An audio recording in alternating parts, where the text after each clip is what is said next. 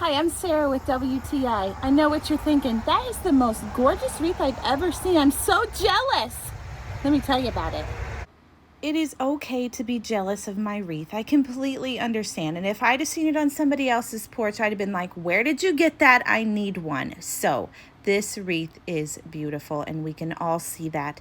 I love how it's made. It is made very, very well. All of these flowers are so beautiful and vibrant and they're not going anywhere. Like they are really on there. I've had it through some hard winds. I've had it through some thunderstorms and look, it is still absolutely gorgeous. Oh, I'm in love with this thing.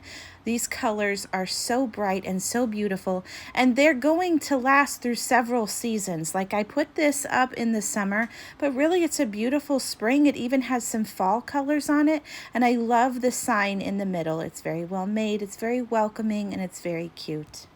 It comes in a small box, and when you get it, you have to fluff out the flowers a little bit, and it gets to the point where it is about 22 to 24 inches wide. Comes in this beautiful storage bag also, so I love that. I can put it away in the fall.